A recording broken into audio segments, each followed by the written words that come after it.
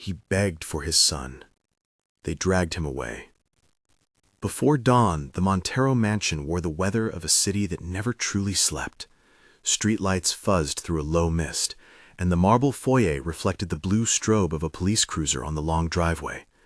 Inside, draped in silk and silver, everything looked staged to be untouched. A piano lid closed like a secret. A row of portraits where smiles never faded. Then footsteps hit like a metronome toward the front door, and the household fell into a different rhythm, one defined by sirens and commands. Lucia Ramos, with her sleeves rolled and a towel tucked under one arm, had been up since 3. She had been cleaning a nursery when the shouting started, voices she'd learned to ignore in service of silence. She knew the family's rhythms the way other people knew their own names, the precise tilt of baby Mateo's cradle, the cadence of Gabriel Montero's laugh across the breakfast room, Clara's clipped orders that left edges on everything she touched. Tonight, those edges cut deeper. The door slammed open. Men in suits and uniforms crossed the threshold, their radios hissing like angry insects. Lucia stepped back as 2 officers moved past Clara, whose face had gone thin and unreadable. Gabriel came forward with his hands raised like a man who had already been pulled through worse weather. He looked almost ordinary in that instant, bruised not by fists but by disbelief, when someone snapped cuffs around his wrists. Clara watched. She did not rush to him. She measured, then folded her face into a stillness that kept everything at a distance. She did not cry. She did not touch. In the foyer lights, her eyes were cool, as if the arrest had been a necessary act in a script she had written and was now watching perform. Lucia had seen betrayal in small ways all her life, unfinished wages, promises that evaporated, but this felt like the rawest kind. She felt the nursery like a presence against her chest, a thin and urgent vibration that pulled her to the bassinet. Mateo lay curled in a blanket that smelled faintly of lavender, his chest moving too quickly. He was fever-warm. His diaper had been changed, but something in the way his eyelids fluttered made Lucia's stomach drop. "Take the baby," Clara said, not quite a command and not quite a surrender. Her hands were wrapped around a designer clutch like a talisman. An officer stepped forward, authority in his posture. "We need to secure the premises. Someone will take custody of the child." Lucia did not ask permission. She could not watch a child's face fade into a procedural formality. She lifted Mateo, and for a moment his head lolled against her, the weight of him small enough to cradle, heavy enough to anchor her. She felt the heat of his forehead and the faint damp of sweat that told her the fever was spreading its small maps across his skin. Clara's eyes found Lucia's, and there was a tilt of calculation in the way she looked at the woman who'd been in their home more than most family members. There was a coldness that felt like the sound of a door closing. "You will not leave the property," she said, sharp as a biscuit snapping. "You will wait for—" Lucia didn't hear the rest. She heard only Mateo's breathing, and something inside her made a decision before she could weigh it. She ducked through a blur of officers and silk and cables and went for the truck. Outside, the night air hit like a slap. The driveway smelled of wet earth and exhaust. Helicopters circled somewhere over the city. Their thump crawled through the bones of the house. Gabriel's eyes found Lucia as officers guided him toward the cruiser. He mouthed a word she couldn't read, maybe a question, maybe a plea. Then the doors closed and the world compressed into the echo of steel. She sprinted to her car with Mateo pressed to her chest. The baby whined, then coughed, a wet sound that made her entire skin prickle. His fingers were limp on her collar. She started the engine with hands that didn't quite obey. Headlights cut through the fog, wipers slapped rain into the windshield. On the road, the cruiser with Gabriel slowed, then halted when traffic sealed. Lucia's car slipped past them, a ghost leaving a scene that would be photographed and replayed and captioned before dawn. In the rearview mirror, someone, maybe Clara, turned back to the house and watched her leave. Lucia felt for a moment like a silhouette in a photograph no one would say they had taken. The emergency room smelled like bleach and long hours. The lights were fluorescent and honest, unforgetting to any makeup of comfort. Nurses moved with efficient compassion. Charts clipped, stethoscopes swung, hands that had saved other nights from the brink. Mateo's skin was dry and hot, his lips dry. The triage nurse took his vitals, her face quiet and careful. Monitors hummed a steady, clinical lullaby. Lucia held the baby and felt the faint flutter of life under her palm, each beat a small, fierce drum. "Dehydration," the pediatrician said. Not unkind, but not an easy word. They gave him fluids, small, measured drips that looked fragile against the rawness of that tiny body. Lucia watched the IV bag fill and fall like a tide. The beeps on the monitors synchronized with her breathing, and in that rhythm, mechanical, steady, something in her loosened. At some point, the room blinked into a kind of suspended reality. Gabriel in a cell 2 blocks away, lights echoing through cement. Lucia in a fluorescent box, wrestling with an infant's body and a decision that would follow her the rest of her life. She called whoever she could, a number scribbled on a receipt, a neighbor, a cousin. She learned through shaky conversation that Gabriel's lawyer, Daniel Moreira, was attempting to get visitation, or at least a court order for temporary custody during the investigation. But legal wheels turned in grease and delay. Lucia could not wait for a process that would treat Montero like paperwork. A social worker arrived, official badge and soft eyes. "We can't release custody to anyone not on the birth certificate," she said. It was the language of institutions, careful, ritualized, meant to be fair, and often cruel in its slowness. Lucia had no time for patience. She had only a baby in her arms, whose skin she could map by touch, and her own history as a person who preferred action to plan. Gabriel she knew from 1,000 small moments, an extra week of pay when her mother fell ill, a carefully wrapped envelope on a Christmas Eve, was not a saint, but he had been kind in ways that had mattered. He had once paid for an operation for her little brother without making it a spectacle. The memory of that kindness lodged in her like a compass. She left the hospital without the formalities that would justify it. No signed custody papers, no official handoff. It was not legal. Lucia had never been one to ask the law to move faster. She only moved. She took Montero to the little apartment she shared with 2 other women in a block of units where the elevator stopped with a laugh and the smell of beans simmered in the evenings. The room was small and smelled of lavender from the sachet Lucia kept tucked under her pillow. She laid Montero on the futon, watching his chest rise and fall. The IV bag was still attached at his arm. Someone at the hospital had let her take it. In the corner, a nightlight cast a small, warm moon over a box of diapers. Lucia sat on the edge of the futon and let the reality of what she had done press against her ribs. That night, the news ran footage of Gabriel being led away, handcuffed, his face composed as if he could not allow anything else to show. Reporters clustered, microphones like hungry insects. The headlines called him names she couldn't read with a hot, sour taste in her mouth. "Billionaire arrested in massive fraud," one scrolled. "Montero firm under investigation." The pictures showed Clara at a distance, hands clasped, the sort of composed grief that reads like guilt when the camera lingers. Lucia kept Montero between her and the world and answered the phone in short bursts. She had no plan for money, for legal literal, for the things heavy people think about when their lives tip. She had instincts. She had a child. 2 nights later, Daniel Moreira found her. He arrived not in a suit that fit his wealth, but in a coat that looked like it had been chosen for utility. He had been Gabriel's lawyer for years. He carried legal baggage in a way that made him patient and dangerous in the slow, useful kind of way lawyers become when they've seen the ledger books of the world.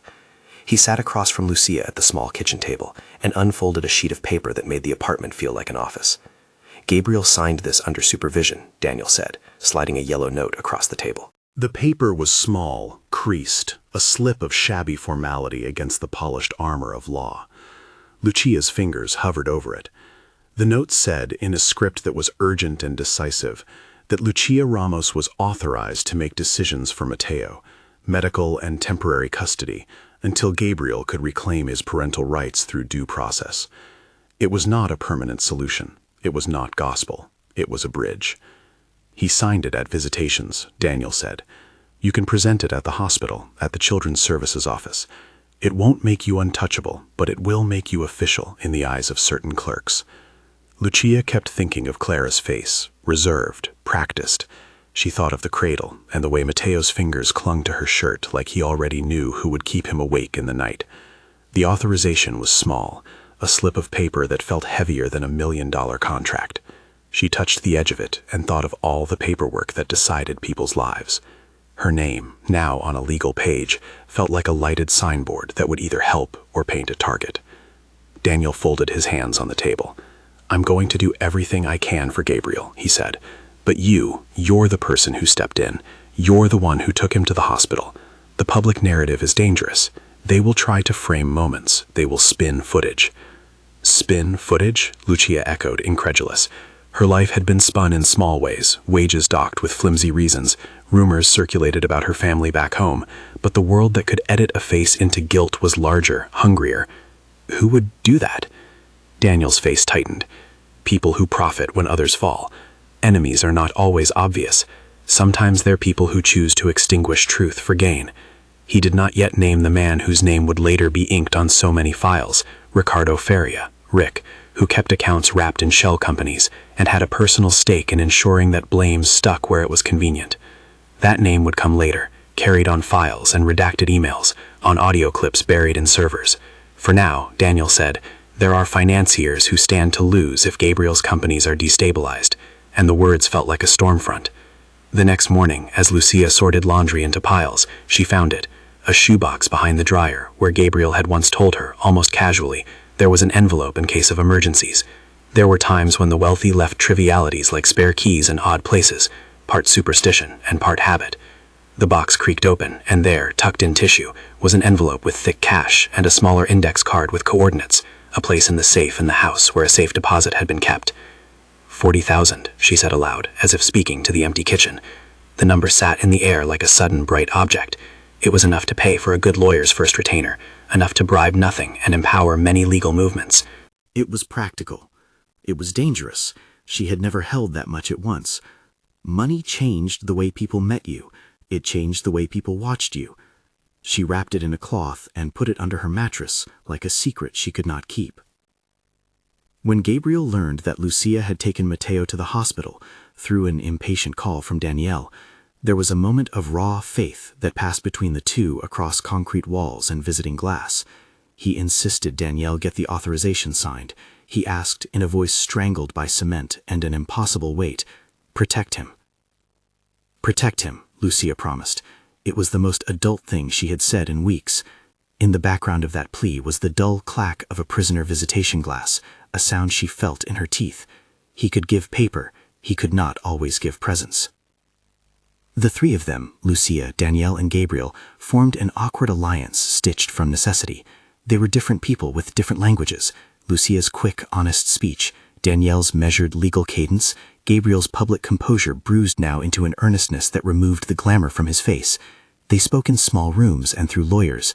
Their conversations kept landing on practicalities, hospital bills, a temporary address for Matteo, the possibility of a protective order, and the danger of footage recontextualized. Then the threats began, soft at first, an anonymous email with a link that promised to reveal all the truth behind the Montero scandal, a voicemail with a mechanical voice that hummed and then cut.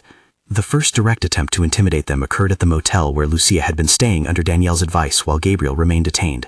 Someone broke a window with a brick and sprayed graffiti on the door, an angry, anonymous scrawl designed to suggest danger without declaring it outright. The motel management called it vandalism. Lucia called it a message. Derek Hayes entered their orbit as an answer to a small, desperate question. He was not like the men who showed up on the estate. He smelled of coffee more than cologne, his face weathered from too many airports. He had once been a cop who learned how to lose patience with the bureaucracy that filtered justice. As a private investigator, he had the advantage of being less inhibited by procedure and more practiced in the art of following things people wanted hidden. Derek found Lucia in a laundromat, the washing machines beating their metallic heart. He watched her as if taking inventory of the small things that never made it into headlines, the way she hummed low when concentrating, the scar on her knuckle from a kitchen knife. He came with printed pages, bank transfers, a ledger with column after column of purposeful obfuscation, lists of shell companies with names like small flowers and verbs. He had pulled them from a combination of subpoenaed leads and a man who had seen the underside of Rick's bookkeeping and decided that conscience was more valuable than pay. "You're not meant to see this," Derek said, sliding the papers across the plastic table between them. He spoke clearly. "People with your profile are rarely included in the document chain. This shows more than just transfers. It shows motive." Maya Cardoso entered like a new frequency on an old radio. She carried a recorder and the impatience of someone who had spent years trying to pry loose truth out from between corporate press releases.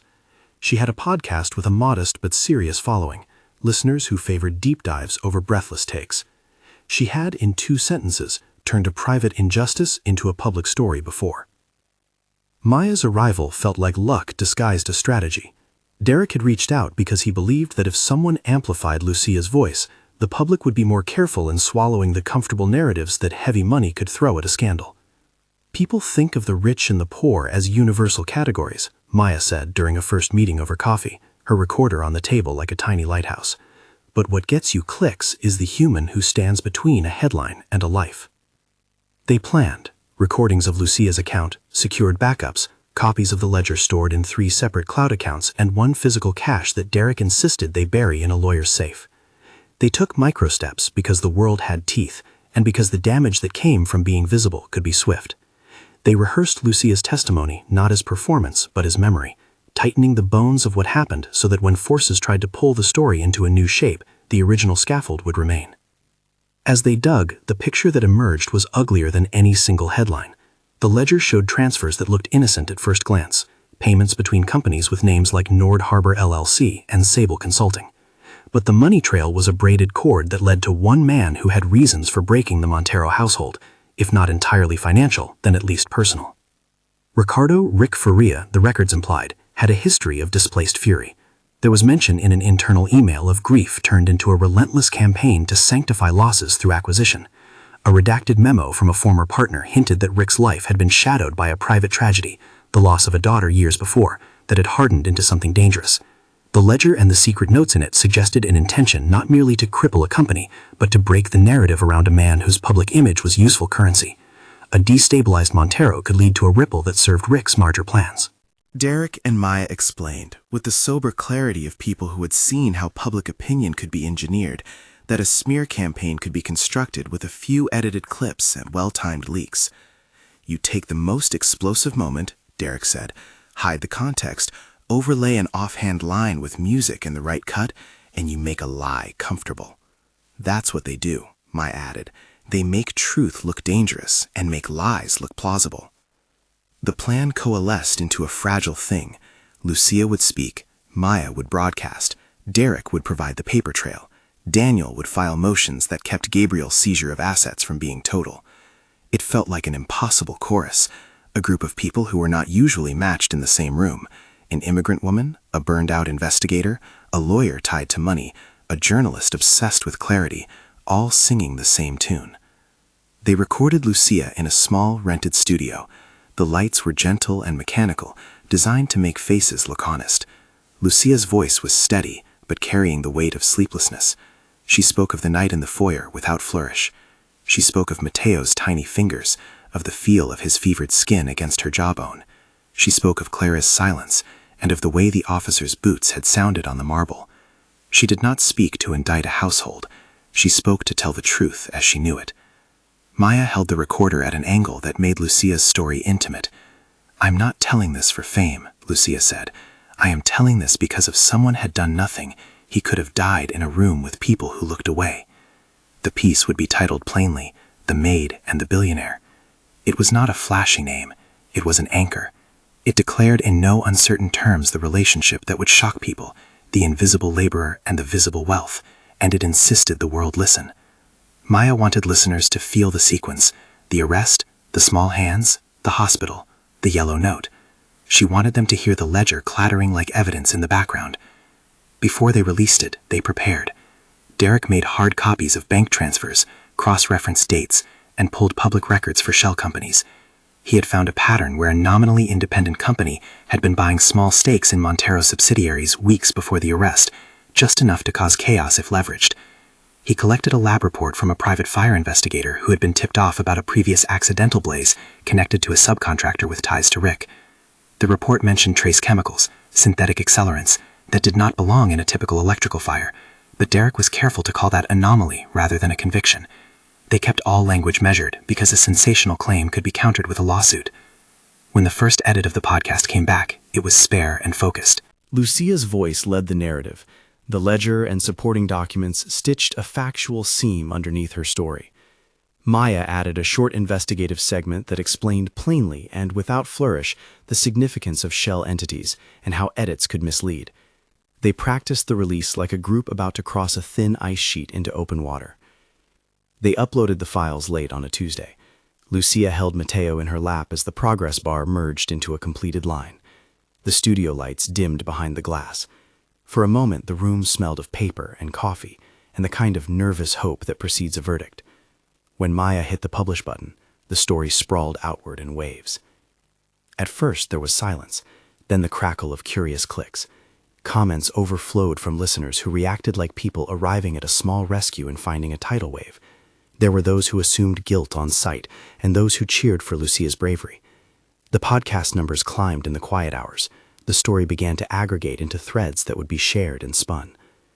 And then the pushback began, slower and more precise than the vandalism at the motel. Social accounts with polished anonymity began to question Lucia's motives.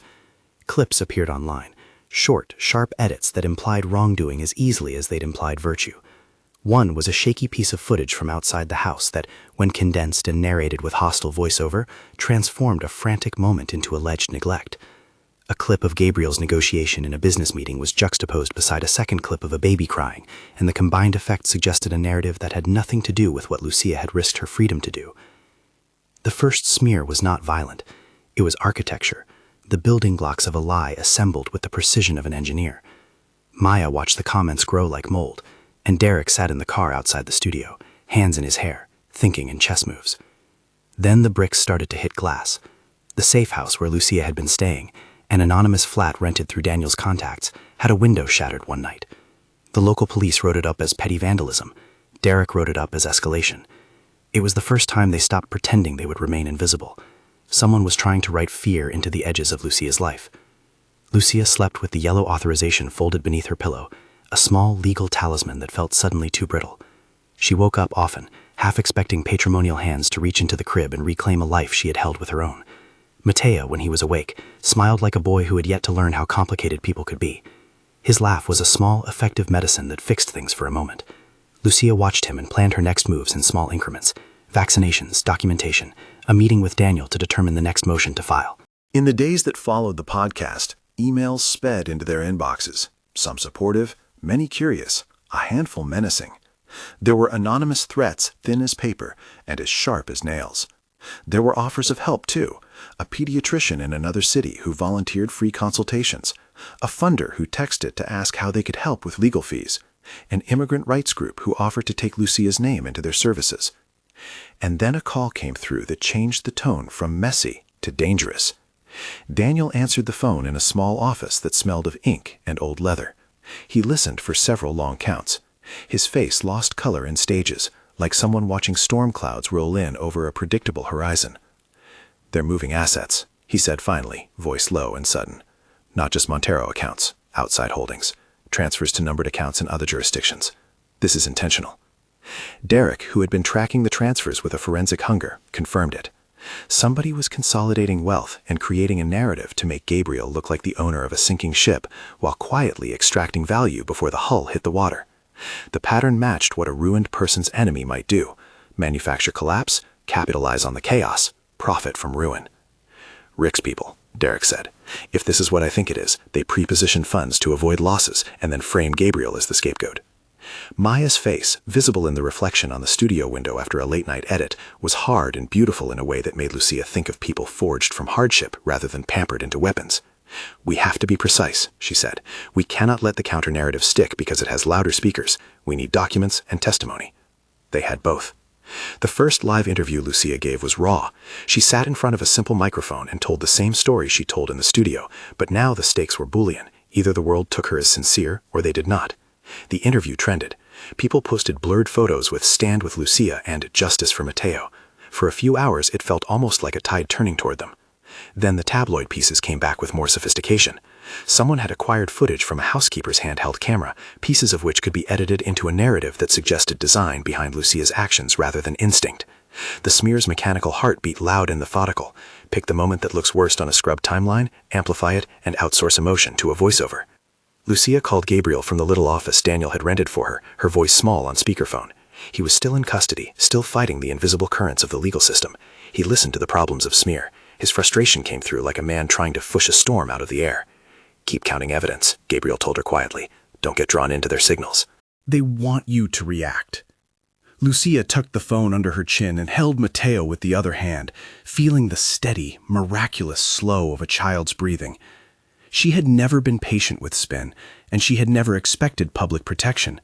She only knew the things she could do: speak, document, protect the infant who had been entrusted to her arms. The world was noisy and dangerous, but there were allies, unexpected, imperfect and indispensable. For all their vigilance, they did not yet know how large the net would be or how many hands would try to pull it closed. They had, however, found a promising lead, a former accounting director who had left Rick's firm for reasons he had not yet fully explained, carried a name on his tongue and a server on a hard drive. The director's resignation letter hinted at ethical discomfort. His hard drive, once it was copied and parsed by Derek, yielded patterns, arbitrary transfers timed to cushion market blows, payments to staging companies that had no staff, and one unmistakable entry that suggested insurance fraud had been engaged as a profit mechanism. Derek and Daniel cross-checked the dates with local fire reports and a small house that had burned 7 months earlier. The fire had been labeled accidental by local investigators, pressed for time and for resources. Derek, with the quiet hunger of a man who finds forensic evidence like bones in an archaeological dig, sent the burn report to a private lab. The lab's conclusion came back with that dry, clinical cadence that both inoculates and appalls. There were traces of synthetic accelerant not consistent with an electrical malfunction. It would not be enough alone in court, but it was a thread the size of a finger that, when pulled, might unravel the sweater. "You're not just fighting an arrest," Derek said in a meeting where they all sat around a cheap table in a conference room that smelled of industrial coffee. "You're fighting a narrative architecture. They build structures of belief and then populate them with convenient actors." Maya's recorder sat in the center of the table, humming softly like a heartbeat. "That's what we'll show. The ledger, the accelerant, the timing. We'll show how an arson and a smear can form a single strategy to remove one family's control and replace it with someone else's gains." The team agreed to be surgical. They released the podcast in waves, Lucia's testimony, an investigative segment that explained the shell companies, and then a third episode that aired the specifics Derek had uncovered, redacted, careful, factual. They did not name every player before they had subpoena-proof documents, but the hint toward a man named in internal memos as Investor F was enough to start the hunt. Public response at first was a wash of solidarity and suspicion. The story hit the kind of people who read long-form journalism rather than scrolling headlines. Donations trickled in from Mateo's care. A nonprofit offered to assist Lucia with temporary guardianship paperwork. A district attorney's office texted Daniel with the kind of polite interest legal men give unusual cases. Eyes turned into levers, and hands slowly reached for them. And then, as if trying to erase their gains in a single efficient strike, somebody moved violently. They didn't come for them in broad daylight.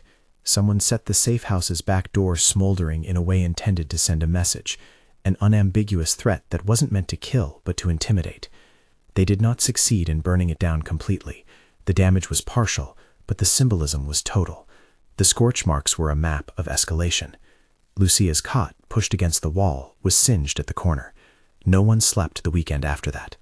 They moved Mateo Reden to a place that felt both safe and in exile. Lucia started sleeping in shifts with volunteers who stayed with her to ward off the small terrors of night.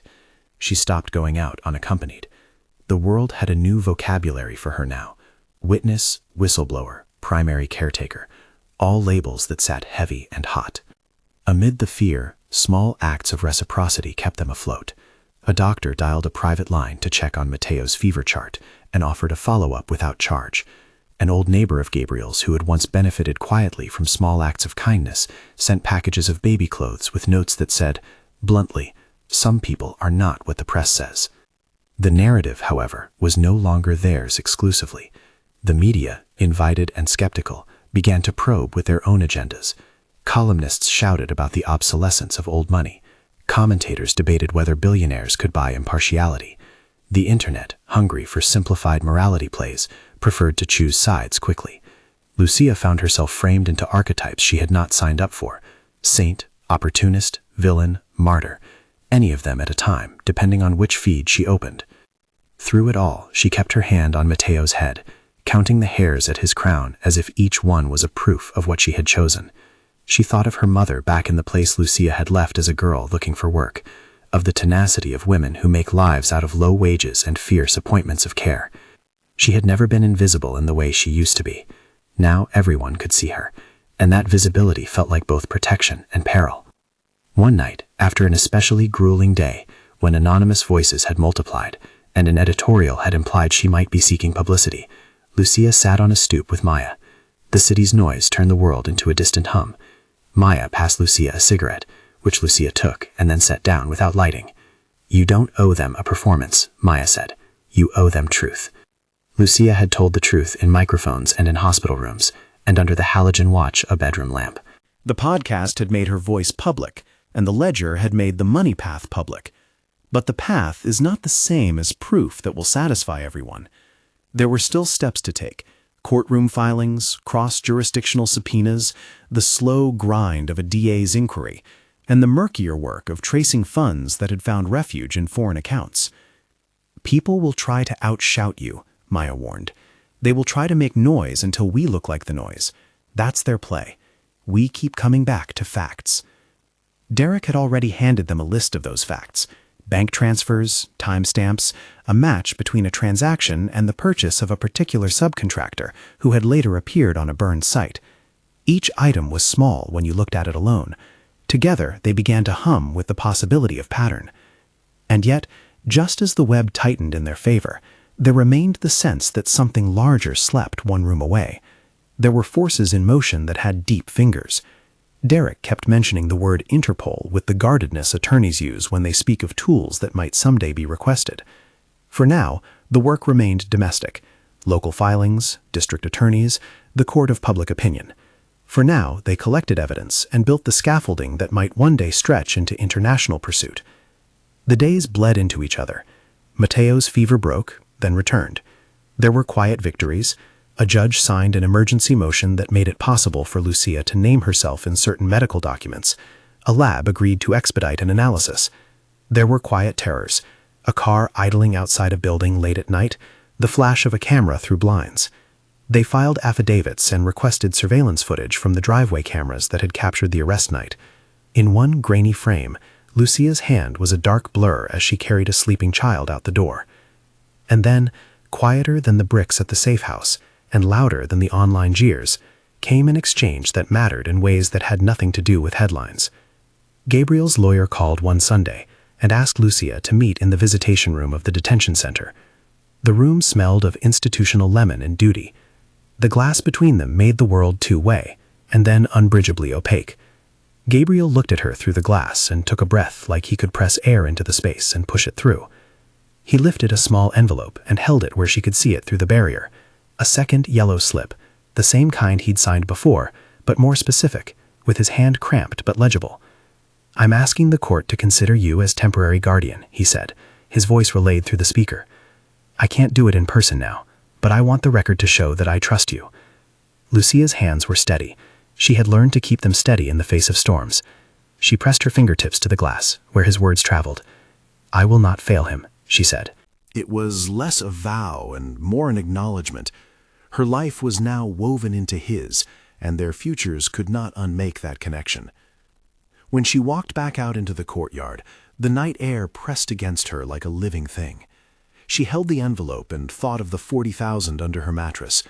She had used a fraction for immediate needs: bus fare, a worn winter coat for Matteo, but most of it remained, a slow-burning line item that made survival possible. They scheduled the next steps: a controlled release of documents, an advisement to the district attorney about the lab results, and a plan to get copies of the raw footage from the night. They filed the request for the raw footage like a prayer that demanded proof. Daniel drafted a subpoena, Derek traced the camera feeds, and Maya kept recordings duplicated in 3 separate encrypted vaults. Lucia learned to speak the language of chains of custody, timestamps, hashes, metadata, phrases that sounded like armor against the kind of erasure that edits perform. In a cramped office lit by a single lamp, Derek peeled back another layer of the night that had been rearranged for spectators. The grainy thumbnail the tabloids were passing around fractured into something else when Derek produced the full clip. The pan of the foyer that held the arrest in its frame for 30 full seconds before anyone had chosen the angle. The difference between the edit and the raw feed was not minor. The edit clipped out the sequence where an officer talked, distracted, a pause long enough for Lucia to step forward and pick up a child who was unexpectedly feverish. In the compressed version that swelled overnight into supposed proof of neglect, the context vanished. In the raw footage, it was a rescue. Seeing that raw feed changed how the group moved. It was not just that the public could be shown a lie and believe it. It was that the machinery that made lies look like truth could be dismantled if you could show the seams. Maya rehearsed a segment for the next podcast episode, a side-by-side comparison, raw versus clip, that would let listeners see how narrative could be edited into accusation. She wanted everyone to feel, viscerally, the theft that editing could commit. They delivered the footage to a sympathetic producer at a larger network, someone who understood the visual power of the comparison, and who could not be bought by the soft pressures that arrived like winter through inboxes. The segment ran with Lucia's voice layered under it, her straightforward account with no flourish, no trap. The public watched the two pieces of video, and for many, the doubt lodged like a new fact. The tide that had been pulling Gabriel under shifted incrementally but decisively. Lawyers on television debated what looked like clerical chaos. Pundits who had been quick to condemn found themselves recalibrating sentences. The pushback hardened. Rick Faria's operatives did not limit themselves to editing. They bought silence. They blurred the lines between legal pressure and intimidation, and they had access to professionals who could make plausible what was convenient. Derek uncovered a string of payments that matched invoices from a private security company with contractors who had a troubling history: surveillance, break-ins, and the near-legal work of misdirection. One night, two men in a van followed the courier who delivered court documents to Daniel's office, photographing the car and noting license plates. The implication was clear: visibility could be weaponized. Mid-morning, a delivery arrived at the safe house, a dozen plain envelopes, each with a single sheet inside. They contained crude photographs of Lucia with Matteo, photos taken from the outside of the building, angles that suggested impropriety without proof. Someone had purchased a narrative and was feeding it to the public drip by drip. Derek called the pattern nervous escalation. It was the work of someone who believed fear would do the rest of their business for them. Then the attempted arson came, with a slow, clinical cruelty. They had relocated Matteo twice in the space of a week. The team had lengthened their list of safe houses until even the addresses began to feel like potential traps. That night, a cigarette thrown in through a mail slot almost caught a dryer on the third floor. Smoke curled in the stairwell, too late to suffocate anyone, but sufficient to make a point. The scorch mark on the door of the room Lucia had slept in was a blackened crescent that smelled of burned cotton and intent. The police booked it as attempted arson, and the report read like an indictment of fear rather than a conviction of motive. Derek printed the municipal fire report and placed it face up on the conference table. The private lab's earlier analysis of the burned house that had been labeled accidental now sat beside it, an ugly twin that hinted at design. "Someone wants us to move like rats," Derek said. "They light the corners and watch which way we run." Maya went on the air more often. She helped Lucia hold a live Q&A where, for the first time, people could ask questions unmediated. The chat flooded with support and with bile. The moderators had to ban a wave of anonymous accounts spreading doctored clips. But the live session also brought forward people who had been present that night: neighbors who had seen officers push through the foyer, a night nurse who had triaged Matteo in EDR and who corroborated the fever and dehydration, a maintenance man who had noticed Clara's designer clutch near the front door as a small, odd detail and filed it in his head. Witnesses came forward more readily when they were not facing a camera trained to scandal, but a microphone tuned to truth. As public scrutiny intensified, the district attorney's office, initially cautious, wary of headlines, shifted from distant interest to active review. Legal men in sterile offices read the lab results Derek commissioned and compared them to the municipal investigations. They subpoenaed the shell company's transaction histories and requested mutual legal assistance for accounts that had skirted through a chain of foreign intermediaries. The DA's investigators were slow and precise, an institutional counterweight to the speed of outrage. Daniel filed motions to preserve evidence and to prevent premature asset clawbacks. The legal work felt like slow pressure, water against stone. But it moved. When the DA called to say they had opened a new line of inquiry into the transfers and the possible insurance fraud connected to the burned property, Derek smiled like a man who had been given a match in a room that had been dark for too long. "We need paperwork," the DA said. "We need documents. Keep them safe. This will go through proper channels." The net tightened in other ways. The former accounting director who had leaked a hard drive to Derek agreed to testify with the protection of a deferred interview. He spoke in the clipped cadence of someone who had watched months of numbers and seen intention in repetition. He confirmed the transfers had been routed through a shell set of companies, and that certain payments timed shortly before the Montero turmoil were suspiciously large. He described the internal pressure within Rick's firm to insulate assets, language that suggested not merely profit-seeking, but a plan to survive a reputational collapse. With the new documents in hand, Interpol's presence moved from rumor to reality. Derek had followed a money trail across borders, through numbered bank accounts and trust entities, and had compiled a dossier that would be legible to investigators trained in transnational financial crimes. Interpol agents, coordinated partly through a task force that included U.S. Marshals, began to stitch the evidence into a case file. The process was bureaucratic and thorough. Preservation requests, red notices for certain individuals, and an array of legal instruments that reframed the fight from a local scandal into an international inquiry. Rick, the paper suggested, had not run a single greedy move. He had constructed a network that could harvest collapse. The accounting director's statements, cross-referenced with Derek's forensic copies, revealed that Rick had made preemptive transfers to several jurisdictions with lenient oversight. It looked like insurance, money stashed where it could be accessed if markets or reputation failed. The motivation whispered inside the documents. There had been a private wound that had never healed, a daughter lost years ago, fragments of which the director said Rick discussed in meetings as if it were logic rather than grief. That wound had become a frame through which Rick justified audacity and cruelty. It was not an excuse, it was a motive. The slower, formal wheels of law eventually intersected with the faster clarity of public opinion, and that intersection propelled action. An Interpol red notice was issued for Rick Furia after evidence suggested he had traveled in an attempt to avoid the growing net. The notice did not make the arrest inevitable, it made it possible. A calculated plan followed: surveillance in a Mediterranean port city, alerts to border controls, cooperation with local police. U.S. Marshal Anthony Vance coordinated with Interpol, the DA, and an overseas office building a case that would allow extradition. They were careful. Too many officials had learned how quickly mistakes could ruin a prosecution. But they were also galvanized by the sense that if the weave of documents Derek had amassed was accurate, then an international manhunt had to become precise. While law enforcement tightened its own snare, Rick's operatives escalated in the public sphere. They released an edited phone call that suggested a financial impropriety on Gabriel's part. They inserted it into the feeds with the same clinical care they had used on the earlier clip. It was designed to sow the old doubt, the image of the billionaire as untrustworthy, the narrative that the rich always found ways to rationalize. For a moment, the campaign rippled through opinion circles, and the DA's office paused to verify the provenance of the call. The pause, however, favored truth. The call proved to be a truncated montage, and metadata eventually revealed the splicing, data Derek and the DA's digital forensics teams used to demonstrate manipulation. Clara's role became clearer too. She had not merely been a cold spectator in the foyer. Intercepts of internal correspondence, redacted emails and calendar notes showed her attending meetings where timelines were discussed and PR strategies drafted. Her surrender in Milan would later read like a slow fall. It was not a capture by force, but a choice to give herself up when the legal calculus made evasion less tenable than cooperation.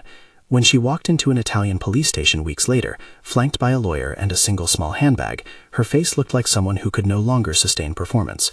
She surrendered quietly, requesting counsel and insisting on certain legal protections. Photos of her in Milan circulated with restrained commentary, a woman whose public composure had become evidence. She requested to speak with a magistrate and was processed by local authorities. Milan, an old city with marble plazas and a different tempo than the Montero family's gilded mansion. Rick's capture, by contrast, read like the culmination of a maze. Interpol agents in coordination with local police in a coastal city moved just after dawn. They found him in a rented villa near the water, an ocean that did not keep his secrets from the law. There was no dramatic shootout, no cinematic chase, just a calm, efficient arrest in which agents moved quickly and professionally. He was informed of the charges, read his rights, and placed in custody for extradition proceedings. The news of his arrest broke with the precise, astonishing simplicity of administrative action. A man who had seemed to outrun consequence had been located and detained. For Lucia, the international developments arrived as a disorienting alternation of relief and renewed fear.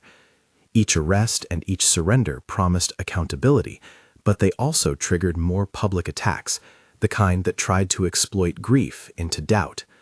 Online commentators scrutinized every expression she made on camera. Columnists parsed the yellow authorization slip for anything that could be questioned. The net felt hungry and skeptical. Derek insisted on continuing to collect evidence. Daniel insisted on preparing court filings for the day the DA moved to vacate the charges. That day came with a legal cadence. Filings, the DA's office recommending that the court consider the new evidence, and a judge willing to hear the materials in an expedited hearing. The courtroom where the matter would be argued was a room of the kind television shows like to linger on. sound-absorbing panels, a judge's bench that felt like a stage, gallery seats that angled toward the light. But the session was smaller and quieter than a dramatization. It moved with the real procedure of motion hearings and evidentiary filings. Judge Ernestine Holloway, a woman with a reputation for careful decisions and a calm voice, presided. Daniel presented the case, the raw footage juxtaposed against the edits, the forensic financial documents linking transactions to Rick's shell entities, the burn report from the private lab indicating accelerants in a previous fire connected to Rick's subcontractors, and the chain of custody for the materials Derek had obtained. He was meticulous and restrained, aware that theatrics could undermine legal integrity. When it was Lucia's turn, the gallery went quiet. She had sat in the back for the motions, folding her hands in her lap, Matteo asleep against a volunteer's shoulder. The prosecutor, whose office had reviewed the DA's recommendation, asked for a brief statement. The courtroom did not want a spectacle, it wanted clarity. Lucia stood with the small authority the yellow slip had granted her, and spoke in that voice she had learned was the most disarming force she had. She told the judge what the cameras had shown her, what the ER had done for Matteo, how she had carried him and heard a faint, desperate sound that demanded a response. She did not make declarations of heroism. She described facts. The baby's fever, the IV drip, the hospital triage nurse who signed a small form, the yellow note Gabriel had signed in visitation glass. She explained simply that she had acted, not against law, but ahead of a process she feared would not protect a child. When she recounted the motel window smashed by a brick, her voice did not rise in anger. It rose in something else, a patience that had been hardened into resolve. Judge Holloway listened, and then allowed the DA to present their reevaluation of the case in light of the new materials. She read through the affidavits, the lab report, and Derek's financial exhibits. She asked measured questions about the chain of custody and the digital forensics. When counsel argued over semantics, she was precise and exacting. Finally, she spoke in a voice that cut the air in its practicality. The judge vacated the charges against Gabriel, not with fanfare, but with a legal finding that the evidentiary basis for the arrest was no longer tenable in light of the newly disclosed information. Vacating charges did not exonerate all things forever, and Judge Holloway was careful to note that further investigation could lead to new filings. The language was legally disciplined. For Gabriel, it meant release. For Lucia, it meant exposure, in a courtroom that now recognized her account as credible. The release of Gabriel from custody was less a cinematic unshackling than a bureaucratic return to a life that had been paused under suspicion. The press clamored at the detention center as he stepped out, unhandcuffed, his face exhausted in a way money had never previously allowed cameras to capture. He walked with Daniel and briefly met Lucia outside the visiting room. There were no grand embraces. Everything the cameras might have wanted was too intimate for the moment. But there were words, and they were small and full in their weight. "Thank you," Gabriel said to Lucia, as he pressed his fingers to the edge of the yellow slip that had been filed as an exhibit. He had lost public sheen. What remained looked human and abruptly fragile. Lucia's reply was practical. They had work to do. They stayed subdued in the face of reporters. The DA's office still had questions, and the criminal investigation into Rick and Clara's roles had only begun. Interpol coordinated the next steps with prosecutors and with U.S. Marshals. Rick's extradition was formal and procedural, hearings, petitions, and the slow diplomacy of handing a detainee from one jurisdiction to another. Clara's surrender in Milan came with a request for an interpreter and for legal counsel. She claimed to be cooperating with investigators. Her statements, as revealed later in redacted forms and court filings, suggested she had been persuaded by promises and had feared consequences that in retrospect she described as orchestrated by others. She agreed to provide testimony in exchange for a negotiated plea in certain jurisdictions. The exact terms of any cooperation were subject to legal confidentiality, but the effect in court was clear. A key piece of the architecture that had supported the frame began to crumble. The criminal charges against Rick and the civil avenues opened by Montero's legal team started to intersect. There was no single theatrical moment where justice arrived like a curtain call. There was a series of formal actions, indictments, extradition hearings, plea negotiations, and the slow, deliberate collection of witness statements. Through it all, Lucia kept to a tight orbit around Matteo, who recovered into a laugh and a stubborn appetite for shelled fruit and finger-sized biscuits. His small recoveries felt like sunlight through a break in dense clouds. The courtroom that held the later hearings where witnesses gave testimony was different from the initial motion rooms. It was packed with people who had watched the saga unfold: journalists, a smattering of activists from immigrant rights groups, and ordinary listeners who had followed Maya's podcast from the beginning. Lucia's testimony in that room was luminous in its simplicity. She stood at the witness box and told the truth she had carried for months: the night of the arrest, the speed of Matteo's breathing, the hospital IV, the yellow note in the visitation room. She answered questions with the slow patience of someone who had been rehearsed in the language of evidence, but preferred to speak from memory. She did not perform, she explained. The prosecution presented the financial trail Derek and Daniel had assembled. They laid out transfers, showing how funds flowed through shell companies into accounts with no apparent staffing or real operations. They offered the private labs analysis about past arson and the links to subcontractors with his company's fingerprints.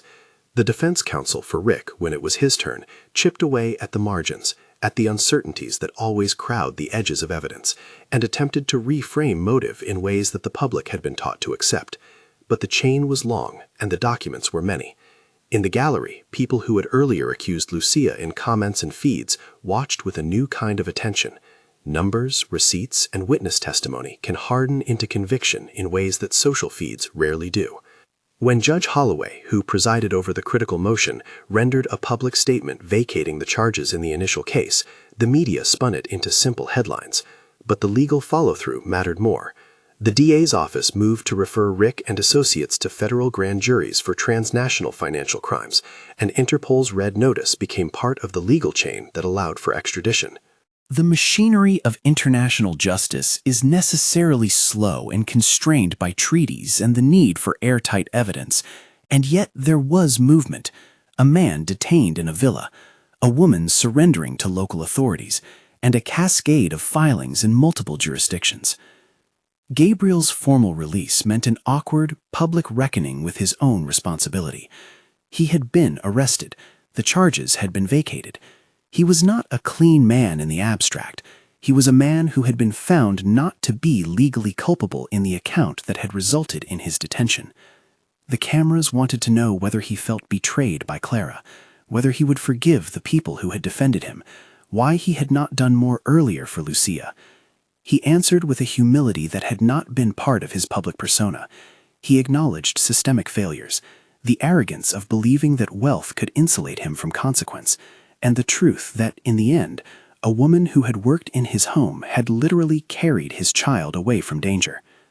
In the months that followed the courtroom victories and international arrests, the Montero name became attached to something else: restitution and responsibility.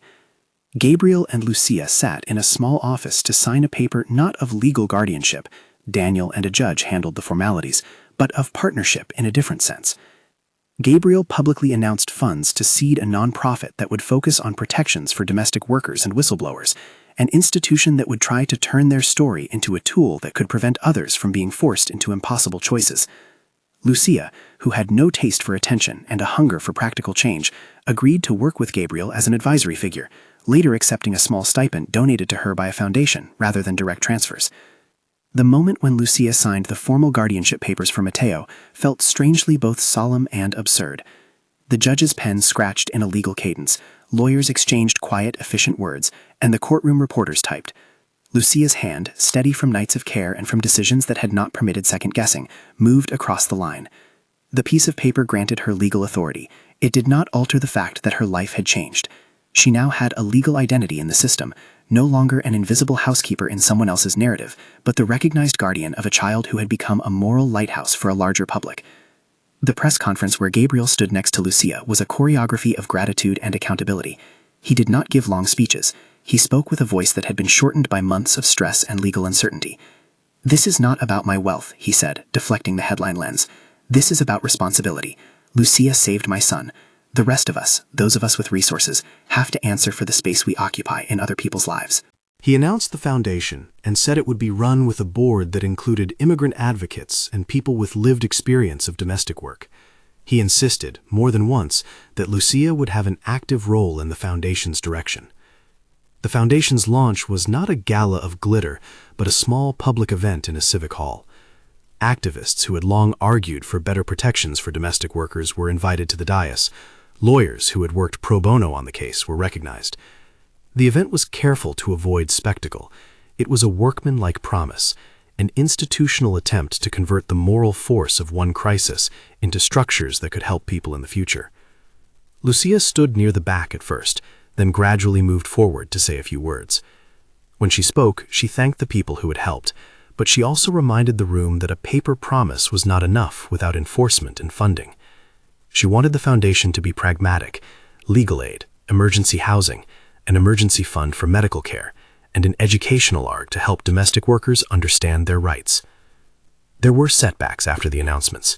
Lawsuits moved through civil courts, and Rick's defense attempted counterclaims in certain filings, legal maneuvers that were designed to delay and complicate.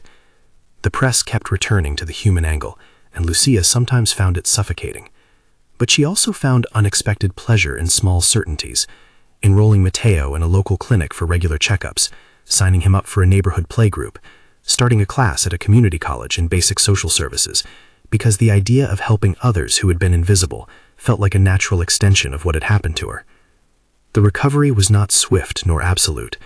Lucia had nights when panic returned in the small electric shock of a car idling too long outside her building. She volunteered at the foundation and began night classes. She met with other domestic workers and listened to their stories: women who had been cheated out of wages, people who had been blackmailed with immigration status, caretakers whose words had never been recorded with the weight that a microphone can grant. She channeled their stories into advocacy, turned them into cases the foundation would support, and insisted the organization provide direct services rather than mere pronouncements. On a quiet weekday, months after the vacated charges and the arrests, they organized a small public picnic in a park with a shallow lake. Gabriel had reserved a table under a plane tree. The foundation had invited families from the program. Matteo ran through the grass, a small comet of energy marking the center of the day. Lucia sat on a blanket with other caregivers, watching children braid daisies into crowns. It was a scene that the cameras could not quite capture: the gentle friction of ordinary life, a place where trauma softened over time into routine and small joys. News vans were kept at a respectful distance. The foundation asked for privacy, and listeners, most of them, honored it. At the picnic, Gabriel pulled Lucia aside. There was no press, only the sound of distant laughter and a thunk of a ball against a park bench. He offered a simple gift: a pamphlet from the foundation that listed services and a promise to fund scholarships for children of domestic workers. "You remind me," he said quietly, "that life's measure is not in what you hold, but in what you return." Lucia smiled in a way that had more grace than spectacle. She had wanted safety for Matteo. She had found a new kind of purpose. The yellow slip, now protected in a file in Daniel's office, felt like an artifact of a different life, a chain of ink that had given her legitimacy in institutions that often did not see people who served in houses. The $40,000 she had found behind a dryer had been spent on survival and the beginning of legal defense. The money had been a pragmatic bridge. The long-term work would be building structures that meant she, and others like her, would not have to be forced into acts of emergency to save children. Months later, in a different courtroom and with more procedural pomp, Rick Faria faced a tally of charges that matched the breadth of Derek's and the DA's investigations: transnational financial crimes, conspiracy to commit fraud, and charges related to the misuse of insurance and laundering of proceeds. The trials were complex and lasted months, moving through pretrial motions, evidence fights, and witness depositions. Clara testified under immunity for certain counts. Her testimony provided context that corroborated some elements Derek had uncovered. The public watched as documents revealed committee minutes and emails that had been drafted with the lightness of a man who believed he was above consequence. Rick's conviction, where it came under the pressurized machinery of evidence and cross-jurisdictional prosecutions, did not look like retribution. It looked like the accrual of process. He was convicted, later, of charges in multiple jurisdictions, leading to sentencing that reflected the breadth of harm the prosecutions had shown. The sentencing and the subsequent appeals were part of an extended legal arc that tested the patience of everyone involved, but for the people whose faces had been pressed to court glass and who had given statements as part of the chain of proof, it was a form of formal acknowledgement. The system had found, through method and restraint, cause to convict. For Lucia, the months became a curriculum. She finished a certificate in social services and found herself speaking not as a victim, but as a leader. The foundation grew, slowly, and with the grassroots patience she insisted on. They set up an emergency hotline that took the first calls of people in need of legal aid. They created a small legal fund to pay for hearings and guardianship. The organization's first case, helping a woman secure payment for months of work withheld by an employer, felt like a small echo of the work that had saved Matteo's life. In quieter hours, Lucia read letters that arrived in a steady trickle: emails, notes, texts, from people who had been invisibly held down by systems. Mothers wrote to say they could not afford medicine. Fathers wrote to ask how they might protect their children. Young men wrote to say they'd been abused by employers. Some letters were logistically practical: how to file a complaint, where to find a safe house. Others were confessional, stories that had been kept like stones in pockets for years. Lucia found those letters heavy and, in a way, clarifying. They were the raw material of the Foundation's work. The public narrative settled into a quieter cadence. The podcast that had launched their story, The Maid and the Billionaire, continued as a series that documented other instances of exploitation and compiled listener stories into documented campaigns. Maya continued to produce episodes with the same ethical rigor, fact-checked, sourced, and careful about the people who appeared in each story. The series developed a following that valued nuance over rage. On the second anniversary of the night that had upended all their lives, the Foundation held a modest fundraiser. It was not a Hollywood gala. It was a collection of friends and advocates, a potluck of people who believed in the law's potential to be an instrument of repair. A child Lucia had helped through the Foundation's emergency fund, now enrolled in a local preschool, sang a small, off-key song at the end of the event. Lucia watched, and for a moment, allowed herself to think about the path she had walked from mop-worn floors to the center of a small room that had vowed to protect other people's children. Gabriel was not the same man who had been taken in cuffs before dawn. He had been humbled publicly, and in that humility he learned a kind of gratitude that did not seek applause. He continued to fund and support the Foundation while trying to reduce the theatrical aspect of his public persona. He and Lucia developed a practical friendship anchored in their shared care for Matteo and their mutual recognition of what responsibility demanded. There were tender, ordinary scenes that stitched the larger narrative into human texture. Lucia taught Matteo how to tie shoelaces. She made a scraped knee poultice with a bandage and a kiss, and a silly story about an imaginary brave frog. She argued with a toddler who refused to eat broccoli and conceded defeat with a promise of extra grapes later. In the privacy of shared dinners, simple beans, rice, stewed tomatoes, Gabriel and Lucia sometimes reflected on the absurdity of the public's hunger for moral simplicity. They had both been pressed into unlikely roles, hero and humbled man. Life by the park bench and under the plane tree taught them how little the world could see of the labor that holds people together. The Foundation's first year reported a modest but meaningful series of wins. Several workers recovered withheld wages, 2 emergency shelters were funded, and a legal clinic saw hundreds of walk-in clients. Lucia pressed for transparency and for a board that did not merely nod to lived experience, but required it. She became a regular presence at community meetings, sometimes quiet, sometimes fierce, when policies threatened to erode protections. Her voice, once in the background of a household that shopped brands and polished silver, now carried with the authority of someone who had seen the consequences of silence. At a small rooftop event the Foundation hosted for families who had benefited from its services, Lucia watched children chase each other under strings of festival lights. Matteo, older now, and with a crowning set of curls, toppled into her lap and declared at the top of his voice that he would be a firefighter when he grew up. Lucia laughed and ruffled his hair. Gabriel stood nearby, watching the two of them. He came to stand beside Lucia without prompting and said quietly, "You changed everything for us." Lucia looked at him, then at Matteo, then at the people moving around them, neighbors and families and co-workers who had become friends through the Foundation. She thought about the yellow authorizing slip that had once been a desperate bridge across a gulf of process. She thought about the $40,000 tucked under a mattress that had bought time and retained counsel. She thought about Derek's doggedness, Daniel's legal patience, Maya's insistence on truth, and the people who had come forward when the podcast made space for them to speak. She thought about the private labs and Interpol offices and the slow work of prosecutors who had followed the paper trail out of corners. She thought of fire reports and raw footage and the way small actions add up to avalanche. "If anything," she said at last, voice small in the warm air, "it taught me that the world can be remade in small pieces. It is messy and it is slow, and you have to keep doing the small things." Gabrielle nodded. "You made me see that what we have should create more than one kind of safety." The story that began with sirens and a handcuffed man had reshaped itself into an account of persistence and remediation. It was not a fairy tale in which the good are always rewarded and the wicked are always consumed. It was a story of institutions tested and sometimes failing, of people who refused to be anonymous, and of the slow accrual of accountability. Lucia had not wanted to be visible when she first scooped a feverish child into her arms. She had wanted safety, first and always. Visibility, however, had become a tool she used intentionally. The microphone had become not a way to feed vanity, but a lever to lift other people's burdens. Years later, when Matteo was old enough to understand bits of his Genesis story, Lucia told him what she could, in language small hands might make sense of. She told him about a night when she had heard him breathe and decided the noise mattered more than rules she could not wait for.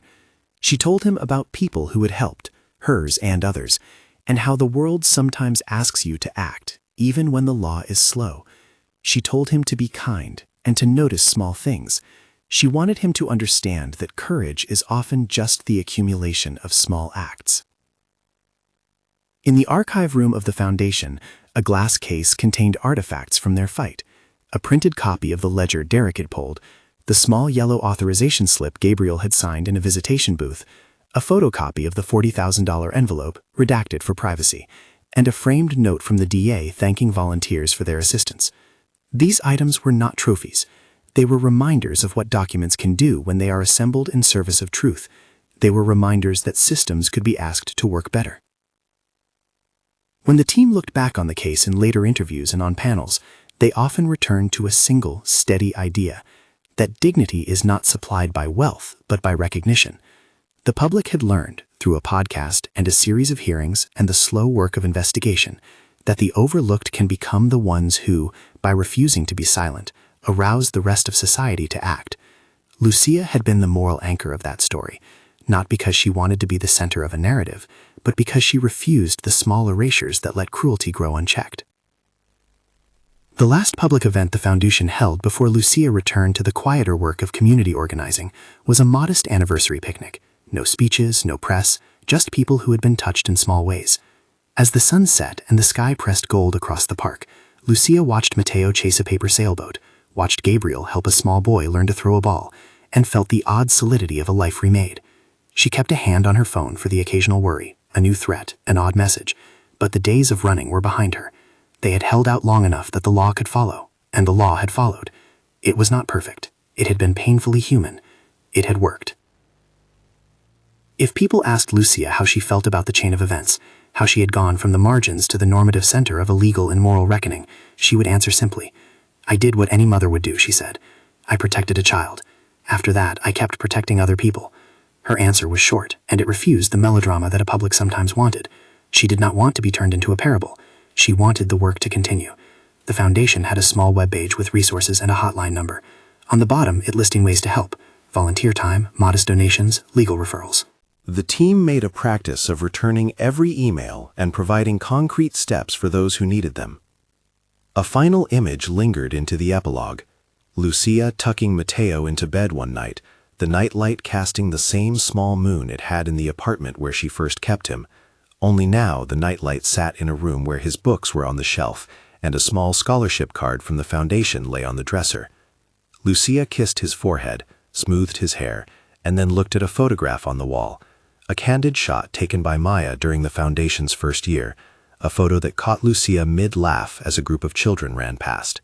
It was neither posed nor sanctified. It was real. She had once been invisible in corners of a house that polished silver with practiced ease. Now she was visible, and with that visibility came risk and responsibility. She had chosen responsibility. The world had responded, imperfectly, with law and contempt and support. The billionaire had been in jail and then released. The conspirators were in custody or had surrendered. The child had been saved.